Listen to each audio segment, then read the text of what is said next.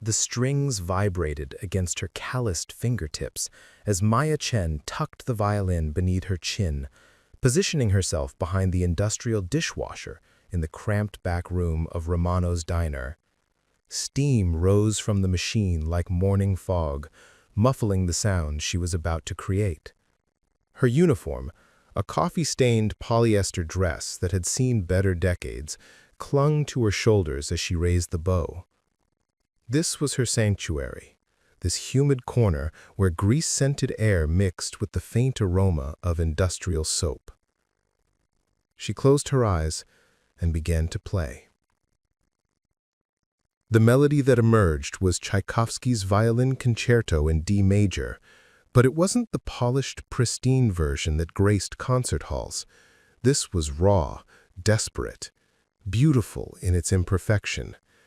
Each note carried the weight of 18-hour shifts, the ache of swollen feet, the dreams that lived in the spaces between sleep and waking. The bow danced across the strings with a fluidity that seemed impossible given the cramped quarters, her body swaying slightly as muscle memory took over from years of practice in stolen moments. "Maya, table 6 needs their coffee refilled." The shout from the front cut through her reverie like a blade through silk. She lowered the violin, the last notes hanging in the steamy air, like a prayer that might go unanswered. Her reflection stared back from the chrome surface of the dishwasher. 26 years old but looking older, with tired eyes that still held flecks of the wonder she'd possessed as a child prodigy. The same eyes that had once gazed up at her violin teacher, Mrs. Rodriguez, as she explained how her small hands were perfectly shaped for the instrument. "Coming, Rita," Maya called back, carefully placing the violin, her grandfather's 1934 German instrument, with its honey-colored wood and hairline crack down the back, into its weathered case. The case itself told a story, covered in travel stickers from a life unlived, dreams of European conservatories that had faded like the stickers themselves. She pushed through the swinging doors into the main dining area, where the familiar chaos of the dinner rush engulfed her.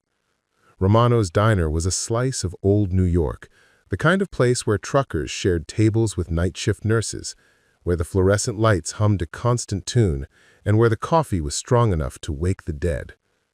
Red vinyl booths lined the windows, their surfaces cracked and repaired with silver duct tape that caught the light from the neon sign outside. Maya had worked here for 3 years, ever since her mother's medical bills had consumed what little savings they'd managed to accumulate. Before that, she'd been a music teacher at Jefferson Elementary, making barely enough to survive, but at least living within the realm of her passion. Now music existed only in these stolen moments, in the 15-minute breaks when she could escape to the back room with her grandfather's violin. "Earth to Maya!" Rita Kowalski snapped her fingers in front of Maya's face. Rita was 50-something, with hair the color of aged copper and a voice roughened by decades of cigarettes and shouting over diner noise. She'd been working at Romano's since Maya was in elementary school, and despite her gruff exterior, she'd become something like a surrogate mother. "Table 6, coffee, now." Maya nodded, grabbing the coffee pot from the warmer. As she moved through the maze of tables, she caught fragments of conversations. A couple arguing about money, a trucker talking to someone on a cell phone about delivery schedules, an elderly man reading a newspaper and muttering about the state of the world. These people had become familiar, their faces changing, but their stories remaining remarkably similar. Everyone struggling, everyone trying to make it through another day. Table 6 held a man she'd never seen before, someone who didn't fit the usual Romano's demographic. He wore a charcoal wool coat that probably cost more than Maya made in 3 months, and his hands, manicured, soft, suggested a life far removed from manual labor.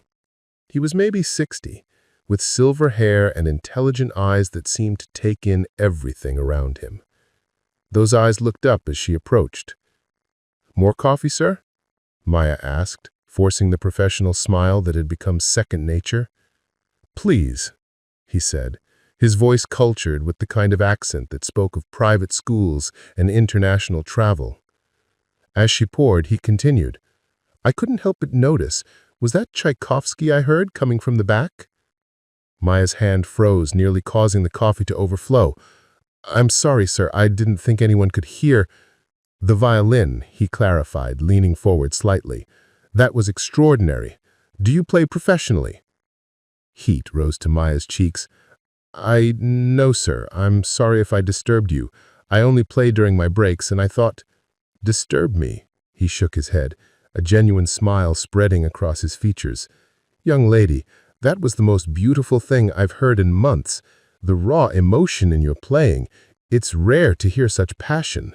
Maya glanced around nervously, aware that other customers were starting to look their way. Rita stood behind the counter, arms crossed, clearly wondering why Maya was having an extended conversation instead of working. "Thank you, sir, but I should really—" "My name is Alexander Whitmore," he said, extending his hand, "and I'd very much like to hear more of your playing, if you'd be willing." The name sent a jolt through Maya's system. Alexander Whitmore. She'd seen that name in newspapers, magazines, on the sides of buildings. Whitmore Industries, Whitmore Foundation, Whitmore Concert Hall. He was one of those people who existed in a different stratosphere, whose decisions affected thousands of lives, whose net worth was measured in numbers too large for most people to comprehend. "Mr. Whitmore, I can't— I'm working," she stammered, acutely aware of how ridiculous she must sound. "Of course," he said, his eyes kind but intense, "but perhaps when your shift ends, I'd be happy to wait." Before Maya could respond, a commotion erupted from the kitchen.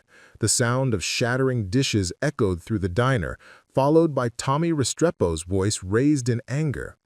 Tommy was the night cook, a 22-year-old kid from the Bronx who'd been trying to save money for community college. He was also Maya's closest friend at the diner, someone who covered for her when she needed those musical breaks. "I didn't break nothing," Tommy's voice cracked with frustration. "The plate was already chipped." "Jerry, come on," Maya interrupted, stepping between them.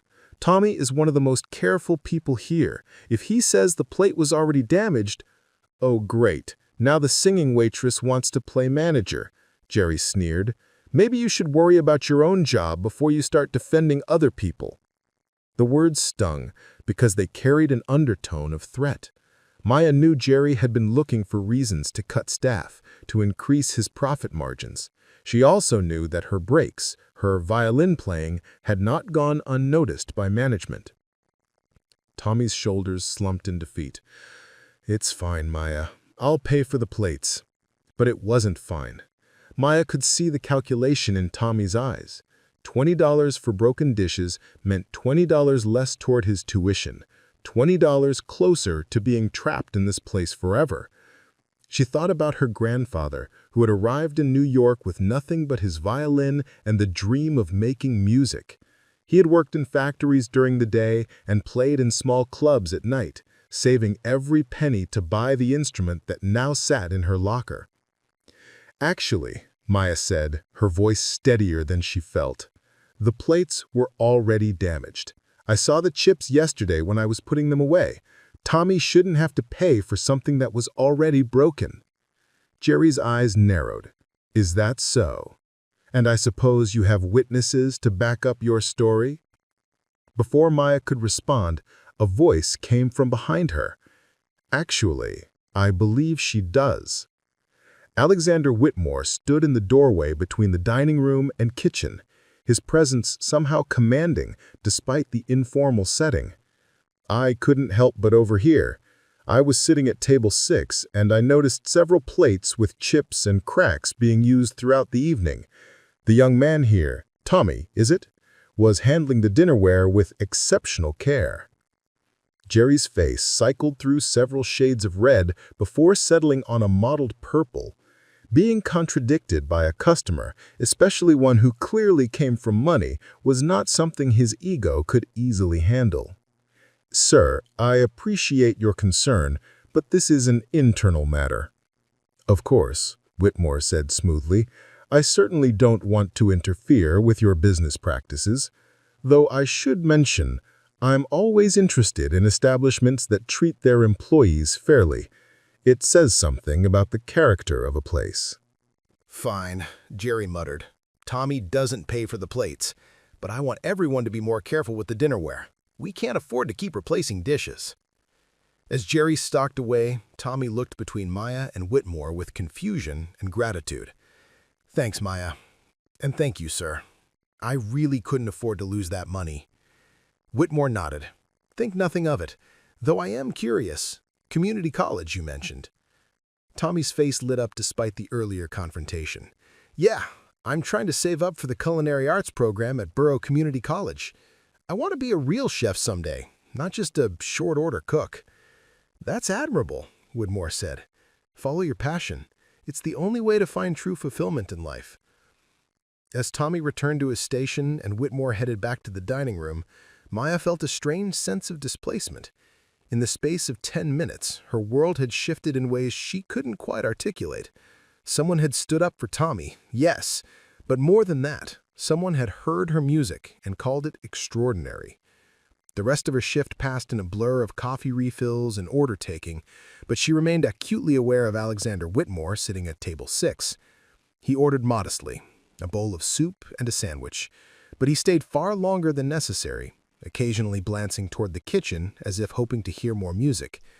Other customers came and went, but he remained, reading what appeared to be sheet music he'd pulled from a leather portfolio. Maya found herself stealing glances at him throughout the evening. There was something in his demeanor that reminded her of Mrs. Rodriguez, her childhood violin teacher, an attentiveness, a way of listening that went beyond mere politeness. Mrs. Rodriguez had been the first person to tell Maya she had the gift, that her relationship with the violin was something rare and precious. As closing time approached, Maya's nervousness grew. Would he really wait? And if so, what could he possibly want from her? She was a diner waitress who played violin in her spare time, not some undiscovered prodigy. Those dreams belonged to her younger self, the girl who had won state competitions and been accepted to Juilliard before life had intervened. Rita began the closing routine, wiping down tables and counting the register. "Maya, you can go ahead and clock out. I'll finish up here." Maya hesitated. "Rita, there's a customer he wanted to talk to me after my shift." Rita's eyes immediately went to Whitmore, who was quietly organizing his sheet music. "That guy? He's been nursing the same cup of coffee for 3 hours. What's he want?" I think it's about music." Rita's expression softened. She knew about Maya's background, about the dreams that had been set aside for practical necessities. "Well, just be careful, honey. Rich guys don't usually hang around diners to discuss music with the help." But as Maya approached table 6, she saw that Whitmore had laid out several sheets of music on the table, complex violin concertos, pieces she recognized from her conservatory days. His eyes were bright with enthusiasm that seemed genuine. "Ms. Chen, Maya Chen. Miss Chen, thank you for agreeing to speak with me. I hope you don't mind, but I brought some music I thought you might find interesting." He gestured to the sheets. "I heard such sophistication in your playing earlier, such emotional depth. These pieces," he tapped one of the scores, "they require not just technical skill, but the ability to convey profound feeling. I believe you possess both." Maya's throat felt tight. The last time someone had talked to her about music like this, she'd been 21 and standing in the admissions office at Juilliard, holding the acceptance letter she'd never be able to accept. "Mr. Whitmore, I appreciate your kindness, but I think you may have the wrong impression. I'm not a professional musician. I work here and I play for myself sometimes, but that's all." "Is it now?" he asked gently. "Because what I heard tonight wasn't someone playing for themselves. That was someone communicating something essential, something that needed to be expressed. Music like that doesn't happen by accident."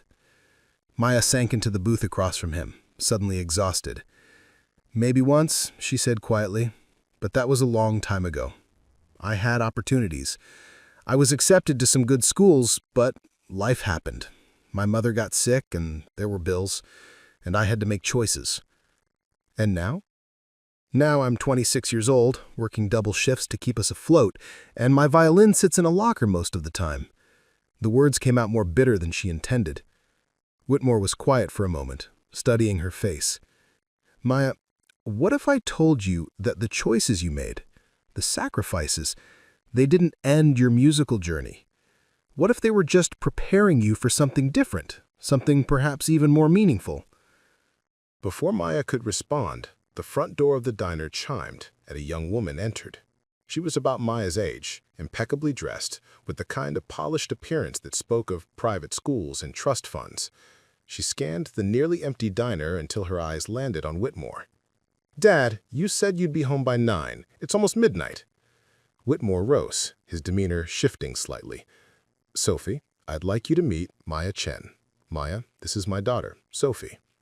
Sophie's smile was polite but distant, the kind reserved for service workers and brief encounters. "Nice to meet you, Maya. Dad, we really should go. You have the board meeting in the morning." "Of course," Whitmore said, but his attention remained focused on Maya. "Miss Chen, would you be willing to consider something? I'd like to arrange for you to audition for the New York Philharmonic's Community Outreach Program. They're always looking for talented musicians to perform in schools, community centers." Maya's heart leaped and sank simultaneously. I couldn't possibly. I work 6 days a week, and the training alone would require—" "I'd be happy to discuss the practical arrangements with your employer," Whitmore said, "and there would be a stipend during the training period, enough to cover your current wages." Sophie shifted impatiently beside her father, clearly uncomfortable with the extended conversation. Maya caught the look that passed between them, a familiar dynamic she recognized from her own life, the tension between dreams and obligations. I need to think about it," Maya said finally. Whitmore reached into his coat and withdrew a business card. "Of course. But Maya, I want you to know something. In 40 years of attending concerts, supporting the arts, hearing the world's finest musicians, what I heard tonight moved me in a way that reminded me why music matters. Don't let that gift go unused." As the Whitmores left, Maya sat alone in the empty diner, holding the business card. The silence felt different now, charged with possibility and terror in equal measure. Through the windows, she could see the city continuing its eternal dance, late-night workers heading home, early morning workers beginning their day, the great wheel of necessity that had trapped her for so long. But something had changed. Someone had heard her music and called it a gift. She pulled out her phone and scrolled to her mother's number, her thumb hovering over the call button. Her mother, who had sacrificed her own dreams to raise Maya alone, who had worked 3 jobs to pay for violin lessons, who had cried the day Maya told her she couldn't accept the Juilliard scholarship. The phone rang once, twice. "Maya? Sweetheart, is everything okay? It's so late." "Mom, something happened tonight. Something impossible." She pulled out ingredients for tomorrow's breakfast, her mind still spinning from the encounter with Alexander Whitmore. The business card sat in her pocket like a small coal, warming and burning simultaneously. Part of her wanted to wake Elena immediately to share the impossible conversation that had just occurred. But her mother needed sleep more than she needed hope, and Maya had learned to be careful with hope. The violin case called to her from where she'd set it by the door. During the day, while Elena napped and Maya had the apartment to herself, she would sometimes practice with a mute on the strings, the sound reduced to barely a whisper. But tonight she needed to hear the full voice of the instrument. Maya climbed the narrow stairway to the building's roof, carrying her grandfather's violin like precious cargo. The rooftop had become her concert hall over the past year, the place where she could play without disturbing neighbors or worrying about complaints. The city spread out before her, a constellation of windows and dreams, each light representing someone's struggles and aspirations. She positioned herself near the eastern edge, where the Manhattan skyline provided a backdrop of impossible beauty. As she raised the violin to her chin, she thought about her grandfather, Chen, who had made this same journey from China to America with nothing but this instrument and an unshakable belief in the power of music. He'd told her stories of playing in the parks of Beijing as a young man, of the way music had sustained him through war and displacement, of how every note was a prayer sent into the universe.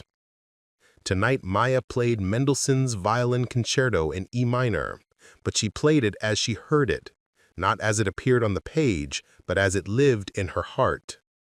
The melody soared over the sleeping city, each phrase carrying the weight of her daily reality and the lightness of her persistent dreams. She thought about Tommy in the kitchen, saving his tips for culinary school. She thought about Rita, who'd been managing the diner for 20 years and still lit up when she talked about her grandson's piano recitals. She thought about all the people carrying music inside them, all the dreams that survived despite circumstances designed to crush them. As she played, Maya noticed a figure emerge onto a nearby rooftop. An elderly man with his own instrument, a saxophone that caught the streetlight's gleam. He nodded to her across the space between buildings and began to play a soft countermelody to her concerto. This was the city she knew, the one where music happened in unexpected places, where artists found each other across rooftops and through windows, creating community in the spaces between formal institutions. When the last notes faded into the night air, Maya felt the familiar mixture of fulfillment and loss that followed these rooftop sessions. The music was real, it mattered, it connected her to something larger than the daily grind of survival. But in the morning she would still wake up to the sound of the oxygen machine, still count pills and ration energy, still pour coffee for strangers who saw her as invisible. Maya returned to the apartment to find Elena awake, propped up on pillows with her reading glasses perched on her nose. Even in her illness, Elena maintained the posture and presence of the educator she'd once been, sharp, observant, missed nothing. "You played beautifully tonight, Mija. I could hear it through the window." "Mendelssohn?" Maya nodded, settling into the chair beside her mother's makeshift bed. "How are you feeling? Do you need anything?" "I need you to tell me why you look like you've seen a ghost. Something happened at work tonight." Maya had never been able to hide anything from her mother. Elena possessed the supernatural ability of all good teachers to read the subtle signs, posture changes, vocal inflections, the space between words that revealed more than the words themselves. "There was a customer tonight," Maya began, then found herself recounting the entire evening. Elena listened without interruption, her dark eyes growing brighter as the story progressed. When Maya finished, Elena was quiet for a long moment. "Alexander Whitmore," Elena said finally. "I know that name." "Everyone knows that name, Mom. He's famous for being rich." "No, Mija. I know that name from the education world. His foundation funds music programs in public schools. When I was still working, before—" Elena gestured vaguely at the medical equipment surrounding them. "Before all this, his foundation saved the music program at Jefferson Elementary. Full funding for instruments, teacher salaries, everything." Maya felt something shift in her chest. "Why didn't you tell me?" "Because you were already carrying enough weight. You didn't need to know about every opportunity that passed by." Elena's voice carried a note of regret that Maya recognized, the same tone she'd used when explaining why Maya couldn't accept the Juilliard scholarship. "Mom?" "Maya, listen to me." Elena struggled to sit up straighter, and Maya moved to adjust her pillows. "Your grandfather came to this country with nothing but his violin and his dreams. I came to New York with a teaching degree and the determination to give you better opportunities than I'd had. You've been so busy taking care of me that you've forgotten you were supposed to take care of the music, too." "The music doesn't pay for your medications," Maya said quietly. "It doesn't keep the lights on or put food in the refrigerator." "And what happens when I'm gone?" Elena's question hung in the air like a challenge. "What happens to the music then?" Maya felt tears threaten.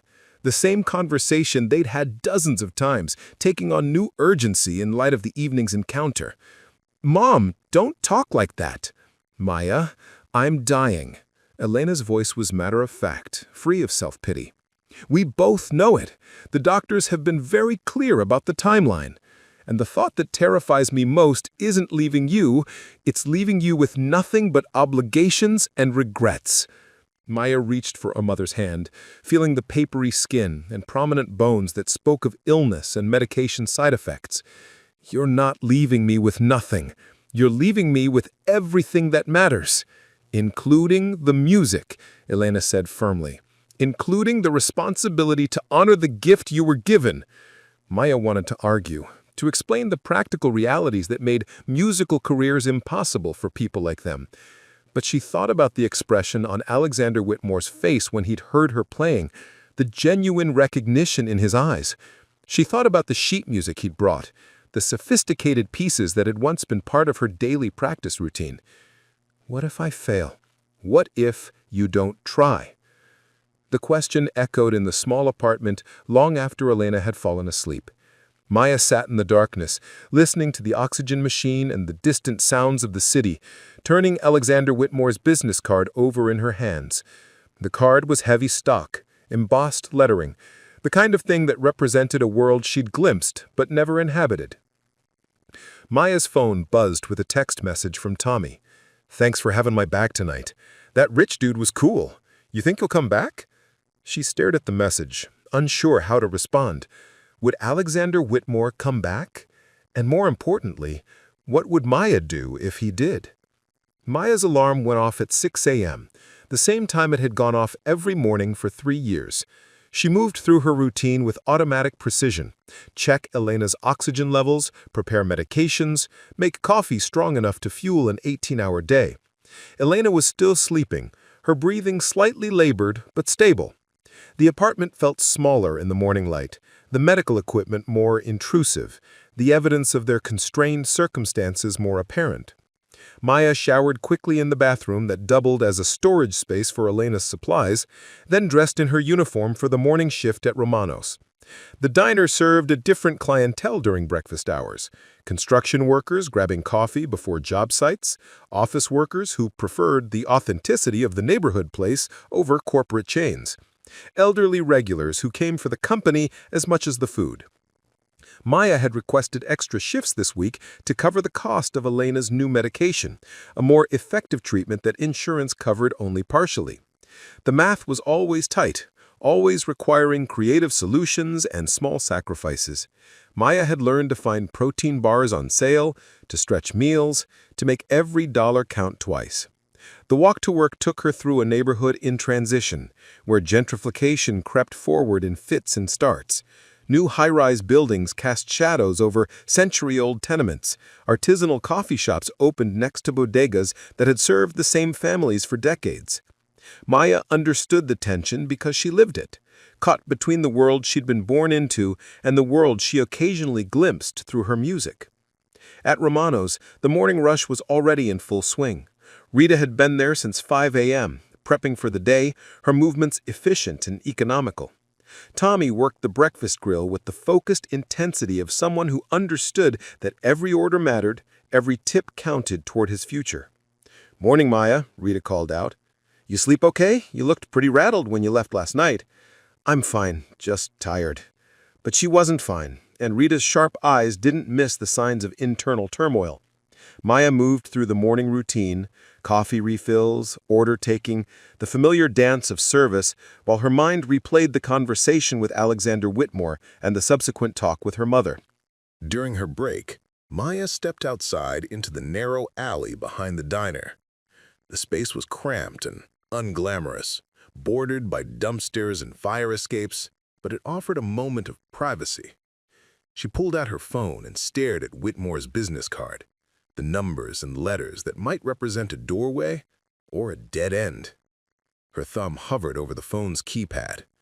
What would she say? "Hello, Mr. Whitmore, this is the waitress you met last night. Thank you for your offer, but I can't possibly. I've been thinking about what you said." The back door opened, and Tommy emerged with a cigarette and a look of frustration. "Jerry's been in a mood all morning. he said, lighting up with hands that shook slightly. Talking about cutting hours, reducing staff. I think last night really got to him. Maya felt a stab of guilt. Tommy, I'm sorry. I shouldn't have gotten involved in the argument about the plates. Are you kidding? Tommy took a long drag. You probably saved my job. That rich guy backing up our story, Jerry couldn't argue with that. He paused, studying Maya's expression. You gonna call him? Call who? Come on, Maya. I saw the way that dude was looking at you, heard him talking about your music. He gave you his number, didn't he? Maya pulled out the business card. He wants me to audition for some community outreach program with the Philharmonic. Tommy's eyes widened. That's incredible! Maya, that's your dream, right? I don't have dreams anymore, Maya said automatically. I have responsibilities. That's bullshit, you know it. Tommy's voice carried an edge of anger. You think I don't dream about getting out of this place? You think I don't lie awake at night imagining my own restaurant? But I'm still saving for culinary school because the dream matters more than the fear. Maya looked at her friend. Really looked at him. Tommy was younger than her, came from circumstances that made her own struggles seem manageable, and yet he carried himself with a determination that she recognized from her younger self. What if I fail the audition? Maya asked. What if you don't get the chance to fail because you never tried? The same question her mother had posed, coming from a different source, but carrying the same weight. Maya realized that the people around her, Elena, Tommy, even Rita in her gruff way, were all trying to push her toward the same precipice, the place where comfort ended and possibility began. Maya's phone rang, the sound startling in the narrow alley. The caller ID showed a number she didn't recognize, and for a wild moment she wondered if Alexander Whitmore had somehow anticipated her internal debate. Hello? Ms. Chen, this is David Martinez from the New York Philharmonic's Community Outreach Division. Alexander Whitmore asked me to call you about a possible audition opportunity. Maya's grip tightened on the phone. Yes, Mr. Whitmore mentioned something about that. Would you be available to meet this afternoon? I understand you work during the day, but Mr. Whitmore emphasized that we should work around your schedule. Maya looked at Tommy, who was clearly eavesdropping and nodding enthusiastically. I get off work at 3 today. Perfect. Could you come to Lincoln Center at 4? We'll arrange for you to use one of our practice rooms and we can discuss the program details. After Maya hung up, Tommy ground out his cigarette with obvious excitement. This is happening, isn't it? This is really happening. Maya felt a familiar mixture of terror and exhilaration, the same feeling she'd experienced before important competitions as a teenager. I need to tell Rita I might be late for the evening shift. Maya, Tommy said seriously, what if this is it? What if this is the break you've been waiting for? Maya didn't answer, but as she walked back into the diner, she found herself thinking about her grandfather's violin, waiting patiently in its case.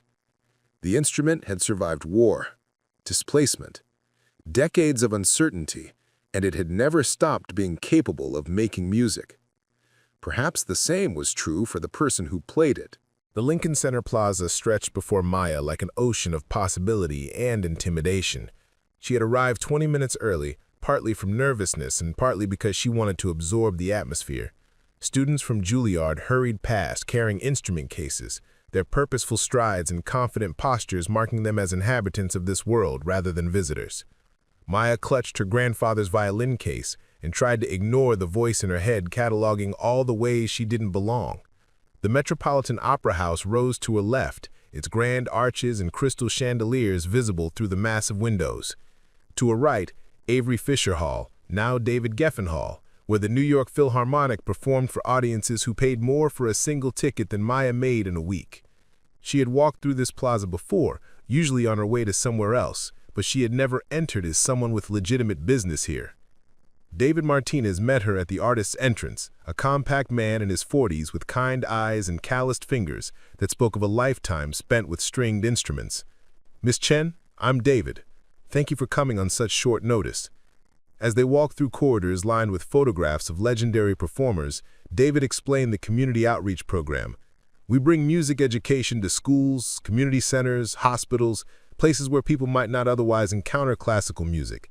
It's not just about performance. We need musicians who can teach, who can connect with diverse audiences, who can make this music accessible. Maya nodded, though her attention was partially divided by the surroundings. Practice rooms lined the hallways, and through the small windows she could see musicians at work, a cellist running through scales, a flutist working on a particularly challenging passage, a pianist whose fingers moved with mechanical precision across the keys. The position would be part-time initially, but there's potential for expansion based on performance and community response. The starting salary is modest but steady, and there are opportunities for additional income through private lessons and weekend workshops. They stopped at a practice room door, and David handed Maya a key. "Take as much time as you need to warm up.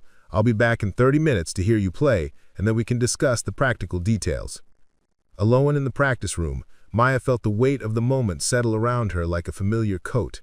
The room was small but acoustically designed, with excellent lighting and a quality that made every note resonate with clarity. She opened her grandfather's violin case with trembling hands, the familiar ritual of preparation taking on heightened significance. The violin felt different here, as if it remembered being in such spaces.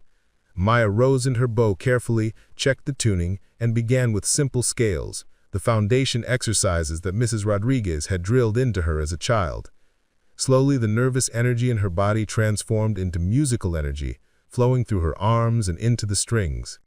She moved into Bach's Partita No. 2, the piece that she had performed at her high school graduation, when her future had seemed limitless. The notes filled the practice room, each phrase a conversation between her present self and the girl she had once been. As she played, Maya felt the years of serving tables and counting pills and measuring medications fall away. This was who she was beneath the uniform and the worry lines, a musician who had never really stopped being a musician. A knock at the door interrupted her reverie. David Martinez entered with another man, tall, distinguished, with silver hair and the bearing of someone accustomed to authority. "Maya, I'd like you to meet Dr. James Patterson, our Director of Community Outreach Programs. Dr. Patterson was Alexander Whitmore's professor at Yale, and he's been eager to hear you play." Dr. Patterson extended his hand, with a warmth that immediately put Maya at ease. "Mr. Whitmore speaks highly of your abilities. He said you brought him to tears in a diner, which is no small feat. Alexander has hurt the world's greatest musicians." Maya felt her cheeks flush. "I'm sure he was being kind." "Alexander Whitmore is many things," Dr. Patterson said with a slight smile, "but overly kind about musical ability is not one of them. May we hear something?" Maya positioned her violin and decided on Mendelssohn's Violin Concerto, the same piece she had played on the rooftop the night before. But as she began, something unexpected happened. The emotions of the past 24 hours, the encounter with Whitmore, the conversation with her mother, the possibility of change poured through her playing with an intensity that surprised even her. She wasn't just playing notes on a page. She was telling the story of every late-night rooftop session, every stolen moment of music between double shifts, every dream that had been deferred but never abandoned. The violin sang with a voice that was distinctly hers, technically accomplished, but emotionally raw, polished but not sanitized. When the last note faded, the silence in the room felt alive. Dr. Patterson and David exchanged a look that Maya couldn't quite interpret. "Remarkable," Dr. Patterson said finally. "You have exceptional technical skills, but more importantly, you have something that can't be taught, the ability to make people feel the music, not just hear it." David nodded enthusiastically. "This is exactly what our community programs need. Musicians who can connect with people from all backgrounds, who understand struggle and hope." Maya felt a surge of excitement, quickly followed by panic. I should mention that I've never done any teaching, and I work full-time at a restaurant. My mother is ill, and—" "Maya," Dr. Patterson interrupted gently, "let us worry about the logistics. The question is, do you want this opportunity?" The question hung in the air like a musical phrase waiting for resolution. Maya thought about her mother's words from the night before. about Tommy's determination to save for culinary school, about all the music that lived inside her, waiting to be shared. "Yes," she said, the word emerging stronger than she felt. "Yes, I want this." The next hour passed in a blur of paperwork and scheduling discussions.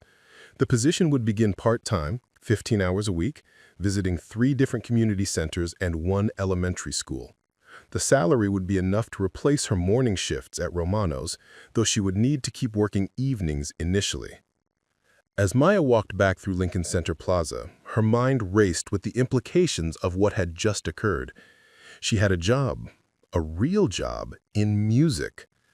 Not the career she had once dreamed of, but something meaningful, something that would allow her to use her abilities while still meeting her obligations to Elena.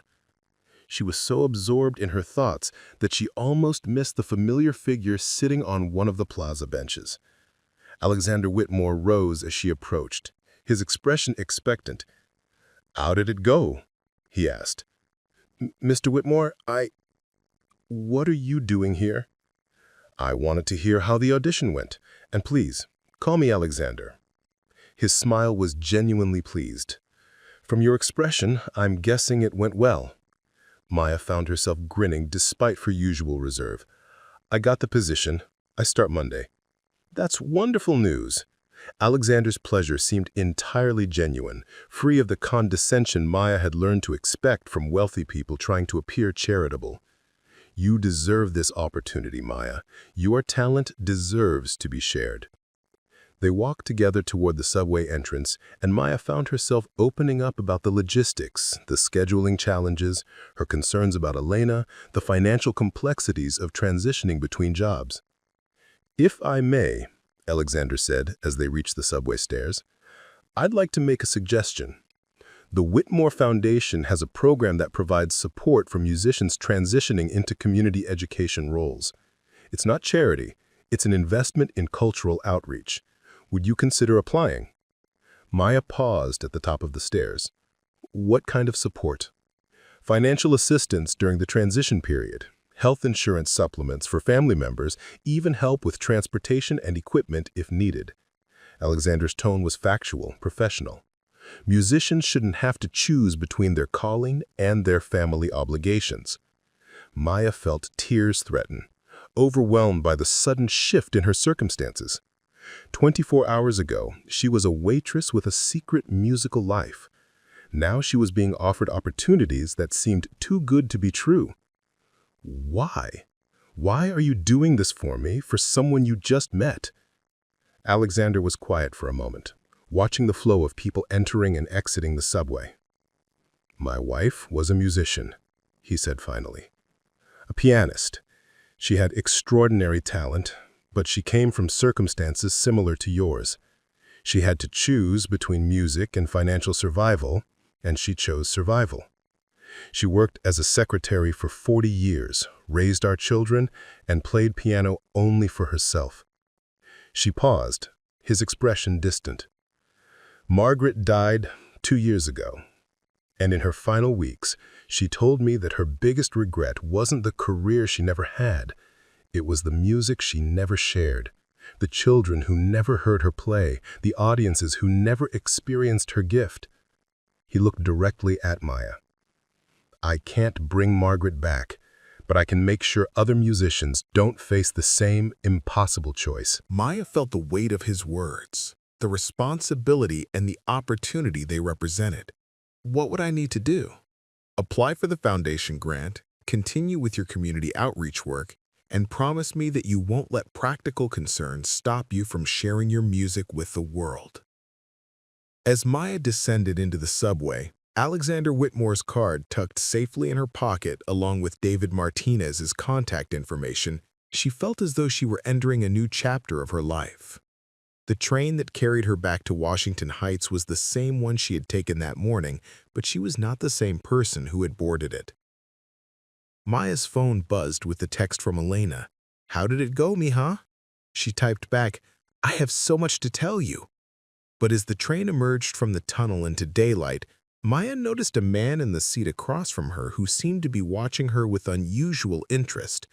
He was middle-aged, wearing an expensive suit, and when their eyes met, he didn't look away. Something about his attention made Maya uncomfortable, though she couldn't articulate why. When she got off at her stop, the man exited as well, maintaining a distance but clearly following the same path. Maya's excitement about the day's developments was tempered by a growing sense of unease. She had spent enough time navigating the city to trust her instincts, and her instincts were telling her that something wasn't right.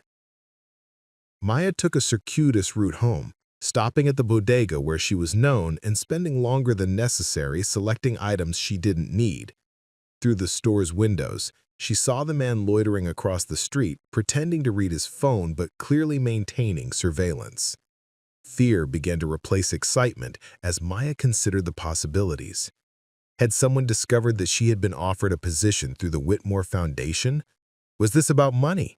About the perception that she now had access to wealth, or was it something else entirely? Maya purchased a bottle of water and left the bodega through the back exit, cutting through the alley behind the building. She made it 2 blocks before she saw the man again, this time accompanied by a woman in professional attire. They weren't trying to hide their presence anymore. Maya's hands shook as she climbed the stairs to her apartment. Whatever was happening, it was connected to her encounter with Alexander Whitmore and the opportunities that had followed. The day that had begun with such promise was ending with the realization that some kinds of change came with unexpected consequences. She found Elena sitting at the kitchen table with her oxygen concentrator, working on bookkeeping as usual.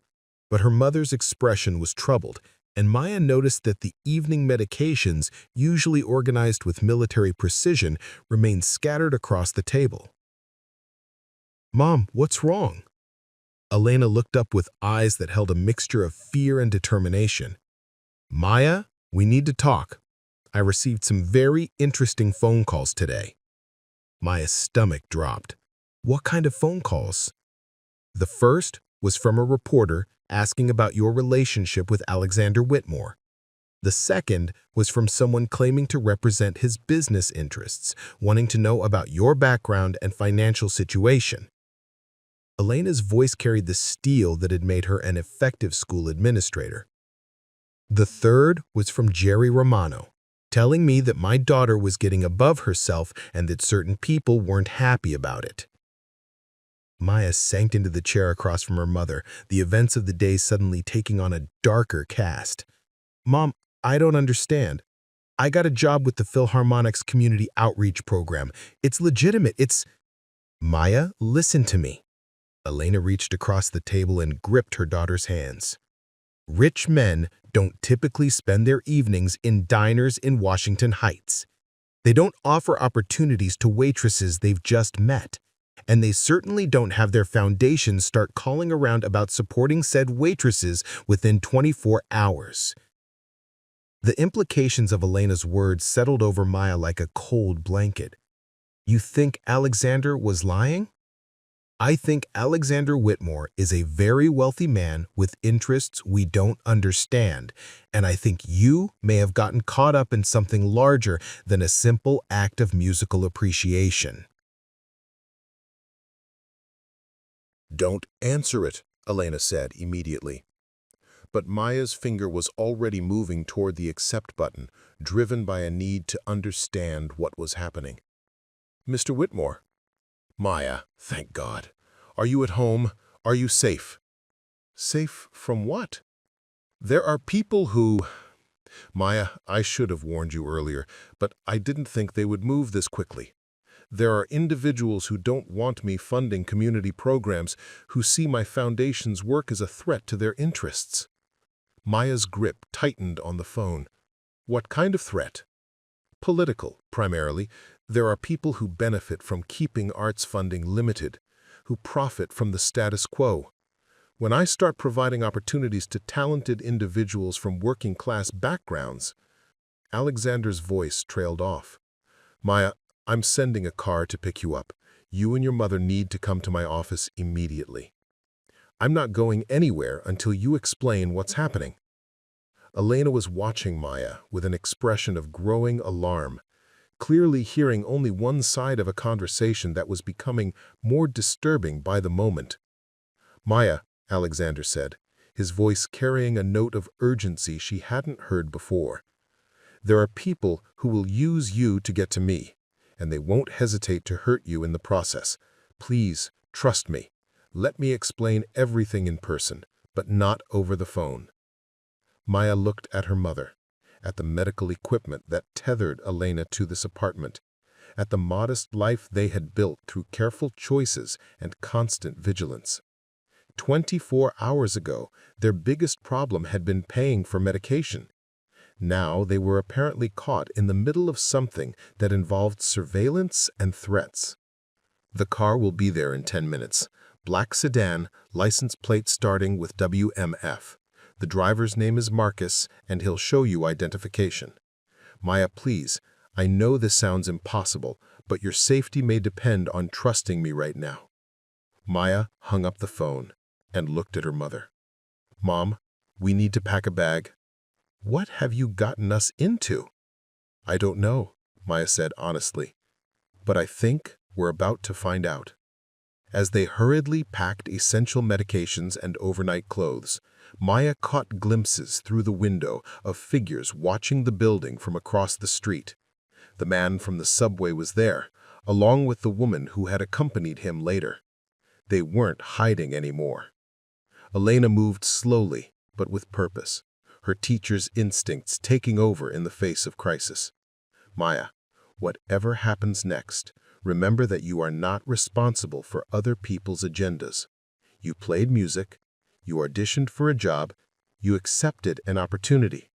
None of this is your fault." Maya nodded, though guilt was already beginning to eat at her. Had her desire for a musical career somehow put her mother in danger? Had her willingness to trust Alexander Whitmore been naive to the point of recklessness? The black sedan arrived exactly when Alexander had promised. The driver, Marcus, was a professional-looking man who showed them identification and spoke in calm, reassuring tones. As they drove through the city toward Manhattan, Elena held Maya's hand with surprising strength. "Whatever happens," Elena whispered, "don't let them make you ashamed of your music. Don't let them make you believe that wanting more was wrong." Maya squeezed her mother's hand and watched the city blur past the car windows. In the space of one day, she had gained a job, a mentor, and apparently a collection of enemies she didn't understand. The violin case sat across her lap, the same instrument that had started this entire sequence of events. As they pulled up to a gleaming office building in Midtown, Maya realized that there was no going back to the simple life of serving coffee and playing on rooftops. Whatever lay ahead, whatever Alexander Whitmore needed to explain, whatever dangers they faced, she was committed now to seeing it through. The question was whether the price of pursuing her musical dreams would prove higher than she was prepared to pay. Alexander Whitmore's office occupied the entire 42nd floor of a midtown skyscraper, with floor-to-ceiling windows offering a panoramic view of Manhattan. But Maya barely noticed the opulent surroundings as she and Elena were ushered into a conference room where Alexander waited with two other individuals, a sharp-featured woman in an expensive suit, and a man whose bearing suggested military or law enforcement background.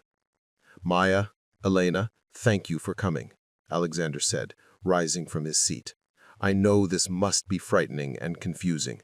Please, let me introduce Sarah Chen, no relation, just coincidence.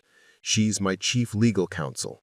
And this is Detective Ray Morrison, NYPD, who's been investigating some threats against my foundation." Elena settled into a chair with careful dignity, her oxygen concentrator humming softly beside her. "Mr. Whitmore, I appreciate your concern for our safety, but I need to understand what we've gotten involved in." Sarah Chen opened a laptop and turned it toward Maya and Elena. "What I'm about to show you may be disturbing, but you need to understand the context of what's been happening." The laptop screen displayed newspaper articles, financial documents, and what appeared to be surveillance photographs. Maya's breath caught as she recognized images of herself, leaving Romano's diner, walking to the subway, entering Lincoln Center that afternoon. For the past 6 months, Detective Morrison began, we've been investigating a group that targets individuals who receive significant support from charitable foundations.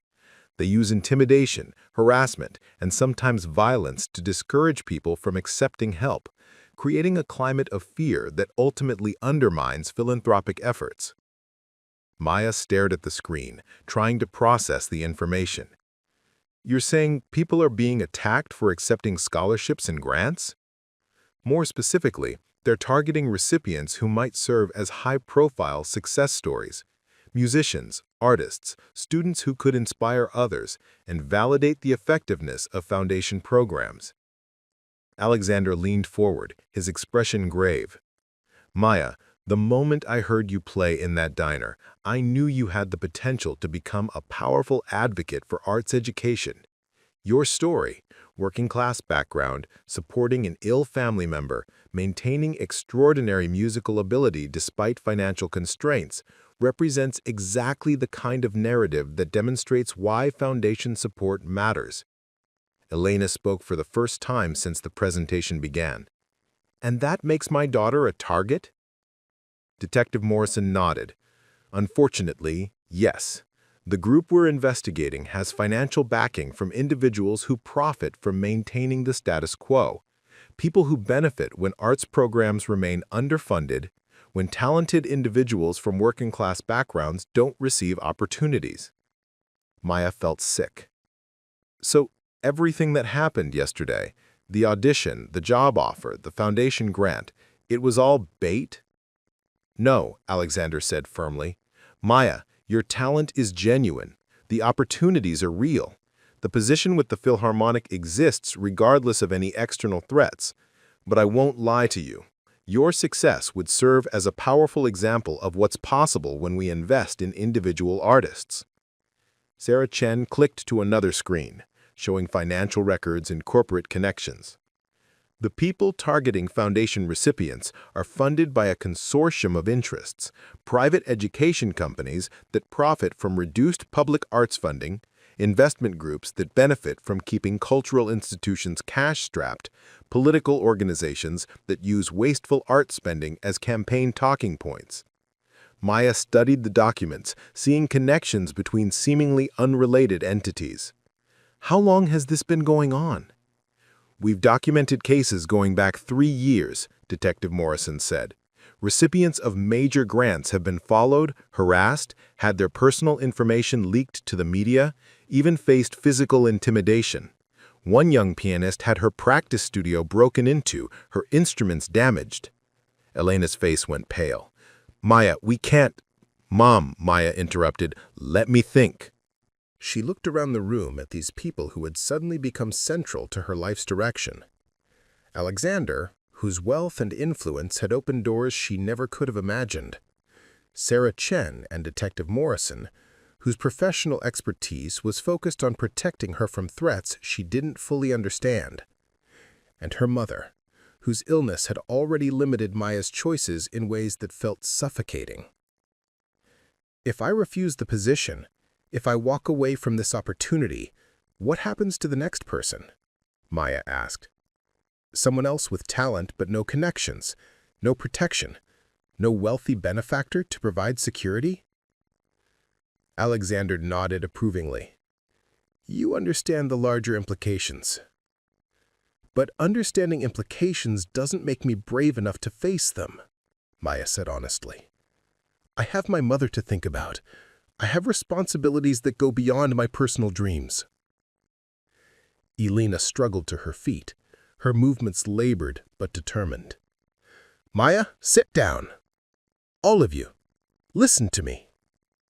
The authority in her voice, the tone that had commanded classrooms and parent conferences for decades, immediately focused everyone's attention. I have pulmonary fibrosis.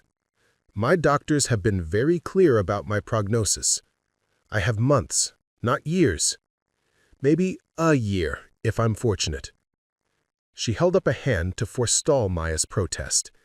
"This is not self-pity or pessimism. This is medical reality."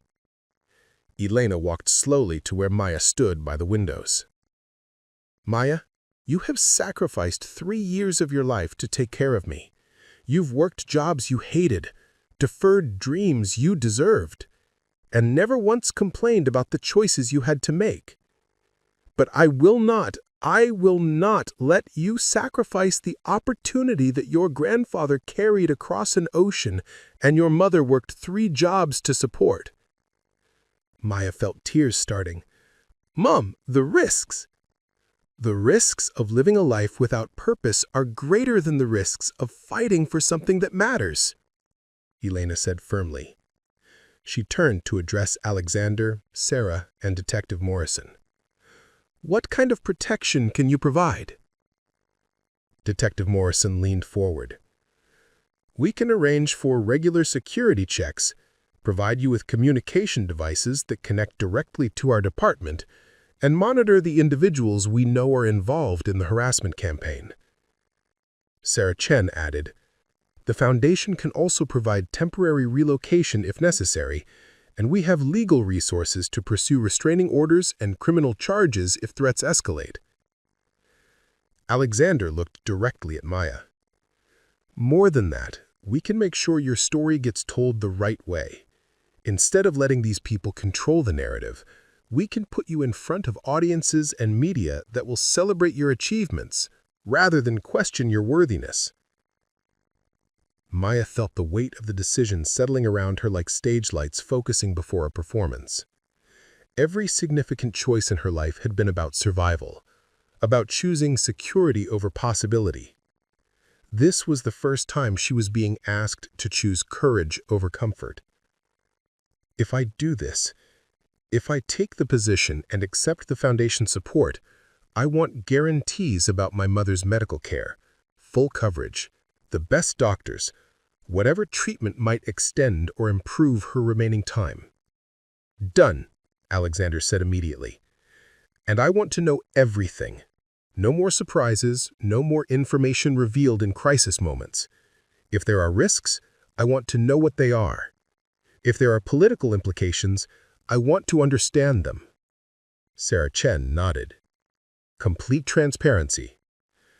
"And," Maya continued, her voice growing stronger, "I want to help identify and protect other artists who might be targeted.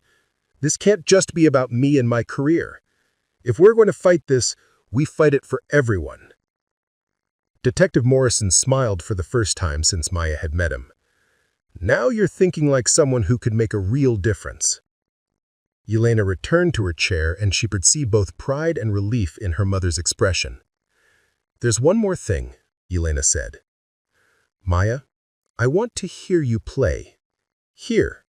Now, in this room. Not because these people need to be convinced of your talent, but because I need to be reminded why we're willing to take these risks." Maya looked around the conference room, with its polished table and corporate artwork and view of the city that never slept. It was the least likely concert venue she could imagine. But she opened her grandfather's violin case and removed the instrument. She played Bach's Air on the G-string, a piece that had always spoken to her of dignity maintained in difficult circumstances. As the notes filled the room, Maya thought about her grandfather carrying this violin from China to New York, about her mother working 3 jobs to pay for lessons, about Tommy saving for culinary school, and Rita managing the diner with grace and determination. The music transformed the corporate space into something sacred, something human. When Maya finished, the silence held not just appreciation, but understanding. This was what they were protecting, this connection between individual expression and universal truth. "Now I remember," Elena said softly, "why your grandfather never sold that violin, even when we needed money for rent." Alexander stood and walked to his desk, returning with a folder of documents. "Maya, these are contracts for the community outreach position, applications for the foundation grant, and security protocols. Take them home, review them with your mother, and let us know your decision tomorrow." As they prepared to leave, Detective Morrison handed Maya and Elena each a small device. "Emergency communicators," he explained. "They connect directly to my phone and to the local precinct. If anything feels wrong, anything at all, use them immediately." The ride home passed in contemplative silence. Elena dozed fitfully against Maya's shoulder while the city streamed past the car windows. Maya held the folder of documents and thought about the strange journey that had brought her to this moment, from playing violin behind a dishwasher to sitting in a billionaire's office discussing security arrangements and media strategies. As they approached their apartment building, Maya noticed that the surveillance team was no longer visible. Either they had withdrawn or they had gotten better at hiding. Neither possibility was particularly comforting. Maya helped Elena up the stairs, both women moving slowly, Elena because of her illness, Maya because of the weight of the decision ahead. In the familiar space of their small apartment, surrounded by medical equipment and modest furniture, the events of the evening seemed almost surreal. "Maya," Elena said as they prepared for bed, "whatever you decide, make sure you're deciding for yourself. Not for me, not for your grandfather, not for Alexander Whitmore. This is your life, your music, your choice." Maya nodded, though she knew the decisions were never made in isolation. Every choice affected other people, created ripple effects that extended far beyond the individual making the choice. The question was whether she had the courage to accept responsibility for those ripple effects. She lay awake long into the night, listening to her mother's labored breathing and the city sounds filtering through their windows. Somewhere out there, people were making music, pursuing dreams, taking risks that might change their lives. Tomorrow, Maya would join them or step back into the safety of invisibility. The violin case sat beside her bed, waiting patiently for her decision. Maya woke at dawn and found Elena sitting by the window, watching the sunrise paint the city in shades of gold. Her mother's breathing was steady, peaceful. "I've made my decision," Maya said quietly. Elena smiled without turning around. "I know, mija. I heard you practicing scales in your sleep." That afternoon, Maya signed the contracts at Alexander's office, and within a month she was performing at community centers across Brooklyn, teaching children who had never held instruments, showing them that music belonged to everyone. The threats materialized, protesters outside venues, hostile articles online, but they felt manageable against the backdrop of children's faces lighting up when they heard Tchaikovsky for the first time. Elena lived long enough to attend Maya's debut performance at Carnegie Hall's Education Center, where Maya played her grandfather's violin for an audience of young musicians and their families. As the final notes of the Mendelssohn Concerto faded, Elena whispered, "He would be so proud." 6 months later, when Elena passed peacefully in her sleep, Maya played at her funeral. Bach's Air on the G-string, the piece that convinced a room full of strangers that some risks were worth taking. Maya still worked at Romano's one night a week, partly for the income, mostly for the reminder of where music had found her.